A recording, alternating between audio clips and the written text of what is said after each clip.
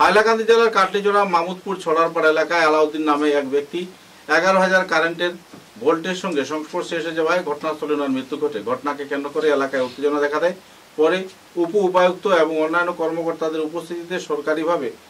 পরিবারকে আর্থিক সাহায্য প্রদান সহ অতি সত্বর এই 11,000 কিলোওয়াটের বৈদ্যুতিক লাইন সরিয়ে নেওয়ার প্রস্তাব উঠে আসে এবং প্রশাসনের পক্ষ থেকে এ ব্যাপারে অতি সত্বর ব্যবস্থা গ্রহণের আশ্বাসন দেওয়ায় এলাকার নাগরিকেরা অবরোধ তুলে নেন। উল্লেখযোগ্য যে আলাউদ্দিনের মৃত্যুর পর পরিবারে কোনো রোজগারের সাধন নেই, তাই আলাউদ্দিনের পরিবারকে আর্থিক অনুদান সহ তাদের পরিবারের কাউকে চাকরি দেওয়ার দাবিও জানানো হয়। সব মিলিয়ে এক বিষাদপূর্ণ পরিস্থিতিতে ওনার অন্তিম জানাজা সম্পন্ন হয়। এদিকে পুলিশ প্রশাসন এবং জেলা প্রশাসনের কর্মকর্তাদের উপস্থিতিতে দীর্ঘক্ষণ আলোচনার পর অতি শীঘ্রই এ ব্যাপারে ব্যবস্থা গ্রহণের জন্য আশ্বাস করেছেন বিভাগীয় সরকারি কর্মচারীরা। ডিসি ট্রান্সপোর্টে আসতে হবে, ডিসি ট্রান্সপোর্টে আসতে হবে, তাহলে আমাদের এই আন্দোলন চলবে। আলাউদ্দিন ভাই পরিবারে 3 লক্ষ টাকা ক্ষতিপূরণ দিতে হবে, আলাউদ্দিন ভাই পরিবারে 3 লক্ষ টাকা ক্ষতিপূরণ দিতে হবে, ডিসি ট্রান্সপোর্টে আসতে হবে, বিদ্যুৎ বিভাগের কি আসতে হবে, তাহলে আন্দোলন চলবে, নাহলে আন্দোলন চলবে। জেলা প্রশাসন হায় হায়, বিদ্যুৎ বিভাগ হায় হায়, বিদ্যুৎ মন্ত্রী মুর্দাবাদ, বিদ্যুৎ মন্ত্রী মুর্দাবাদ, বিদ্যুৎ বিভাগের ব্যর্থ এসডিকে লাগাতে অবিলম্বে বদলি করতে হবে। বিদ্যুতের তারে লেগে মৃত্যুবরণকারী আলাউদ্দিন ভাই পরিবারে 30 লক্ষ টাকা ক্ষতিপূরণ দিতে হবে, আলাউদ্দিন ভাই পরিবারে একটা চাকরি প্রদান করতে হবে, নাহলে আমাদের এই আন্দোলন চলবে, নাহলে আমাদের এই আন্দোলন চলবে। বিদ্যুৎ বিভাগ হায় হায়, বিদ্যুৎ বিভাগ হায় হায়, চলবে। জেলা প্রশাসন হায় হায়, ডিসি ট্রান্সপোর্টে আসতে হবে। আমরা যাইতে দেব এখন সার্কুল অফিসার আছে, ঠিক আছে সার্কুল অফিসার মেটা হইছে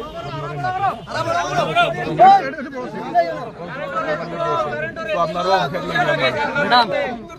ওই 11,000 লাইনটা আপনি দেখুন ভাই তোরা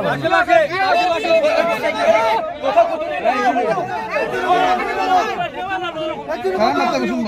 এটা আপ জায়গা কত भी बता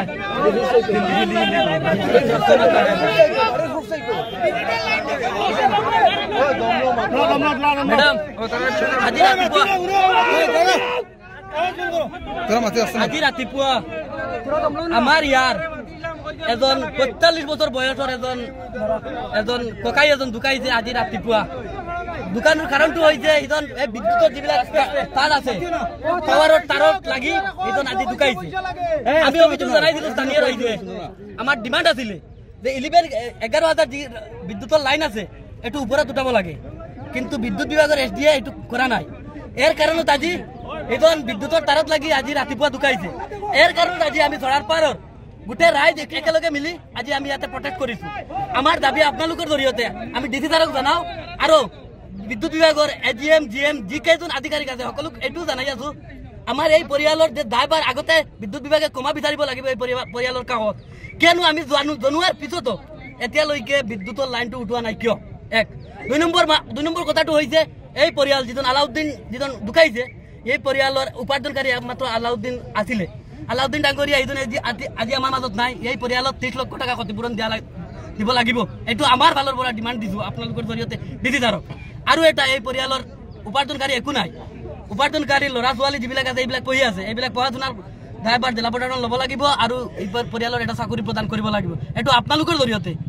আমি ডিসি ছাৰক জনাই আছো। আৰু যদিহে আপুনি পাৰে তেনেহ'লে যদি কিবা এচুৰেঞ্চ দিব পাৰে ইয়াতে, তেনেহ'লে আমি আমাৰ ইয়াৰ এতিয়া যে প্ৰটেক্ট যিটো কৰি আছো এইটো আমি প্ৰত্যাহাৰ কৰিম, সাময়িক প্ৰত্যাহাৰ কৰিম যদি আপুনি এইটো এচুৰেঞ্চ দিব পাৰে। এতিয়া মেইনলি ছাৰ ৰিটাৰ্ণ এটা কাগজ দিতে লাগব, কারণ এই যে লাইন যেটা আছে এটা একদম নিচে করে লেছে, একদম ইলেকট্রিক ডিপার্টমেন্টে এটা আজকে যে ইনসিডেন্ট যেটা হয়েছে টোটাল ইলেকট্রিক ডিপার্টমেন্টের 2 নম্বরের কারণে তার নেগলিজেন্সের কারণে এটা হয়েছে। এর লাগি এটা আপনি ম্যাডাম এটা লিখিত দিলা ইলেকট্রিক ডিপার্টমেন্টের তরফ থেকে এটা ইনকোয়ারি হইতো, কিতার লাগি তারা এই লাইনটা এত নিচে করলো। আর এই পরিবারের একটা ক্ষতিপূরণ হইতো, কারণ ক্ষতিপূরণ ইলেকট্রিক ডিপার্টমেন্টে দিগদারি করে ইনকোয়ারি দিতে সময়। অন্যান্য ডিপার্টমেন্টে হইলে লগে লগে পয়সাটা পাইলা, কিন্তু ইলেকট্রিক ডিপার্টমেন্টের পয়সা পাইতে অনেক দিগদারি হয়। তারা রিপোর্ট দিয়ে যে পাবলিকের ভুলের কারণে এটা হয়েছে পরে পয়সা পাইতে দিকদারি হয়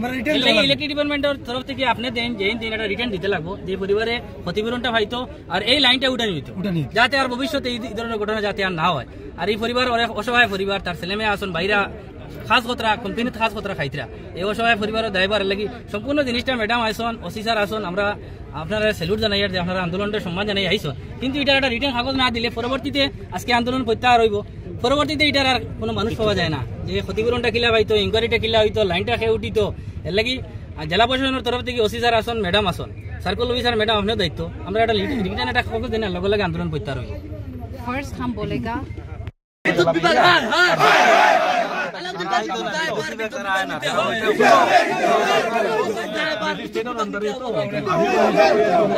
সব ঠিক করে দিব আমি স্যার কে লাইনটা তৈরি করব এক জায়গা আছে পোস্টমর্টেম মতো তাই সব করতে লাগবো কিন্তু এইদিকে আমি করে খারাপ হইব सब हम लोग कराएगा एडमिनिस्ट्रेशन का तरफ से होता है और जो आप उसमें रातिपुआ जुने दुखाइছে যেজন মানুহ আপনি কিবা কৈছিলে কি কি লাগিব বুলি কৈছিলে ক্ষতিপূরণ 30 লাখ আমি ডিমান্ড দিছি আপনি নিয়ম মতে যান নিয়ম মতে কৰিম নিয়ম মতে আমাৰ যি নিয়ম আছে গভৰ্ণমেণ্টৰ নিয়ম সেইবিলাকটো আমি কৰিম তাৰ পিছত আমাৰ যি আছে সেইটো মানে গভৰ্ণমেণ্ট নিয়মৰ পৰা যাম মানে we will go as per procedure ঠিক আছে ম্যাডাম থ্যাংক ইউ আমি গভৰ্নমেন্টৰ নৰ্মস মানিম এটা আমি মানুষ ৰেসপেক্ট কৰব আপনাদেৰ আহিছে ৰেসপেক্ট কৰি আছো কিন্তু আমাৰ ডিমান্ডটো হইছে আমি জনাইছিলো হয় আপনাদেৰ নৰ্মসৰ বাহিৰতো যাব লাগিব কিয়নো আমি আগতে জনাইছিলো যে বিদ্যুতৰ লাইনটো জনাই দিছিল কিন্তু এই এসডি দিতন আছে এসডি দিতন আছে এই এসডি দিতন আছে ম্যাডাম ইদনে কারো কথা গুরুত্ব নিদিয়ে গাদ্দারি কৰি থাকে আৰ ইমান ডাঙৰ মই আহিছো আপোনাক মই এসুৰেন্স দিছে নহয় এসডিও লগত এপিডিসি লগত মই কথা পাতিম নহয় যি কাম কৰিব লাগে ইয়াতে মই কৰাই দিম ঠিক আছে মই আহিছো আপুনি এসুৰ থাকিব মই কৰাই দিম নহয় ঠিক আছে আপোনাৰ যি ডিমান্ড আছে যি লাগিব সব মই কৰাই দিম এসডিও লগত এপিডিসি লগত মই কৰাই দিম ইলেক্ট্ৰিসিটি বিভাগ লগত মই কৰাই দিম এটো আপুনি এসুৰ থাকিব আৰু এটা মানে ই এসডিও এসডিও তো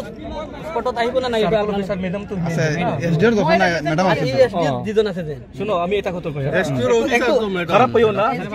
সার্কল অফিসার মেন মানে আমার তার আন্ডারে এসডিও সিটো জি আছে আমি কাম করে এই তো মেন হেড আছে আর লাগে না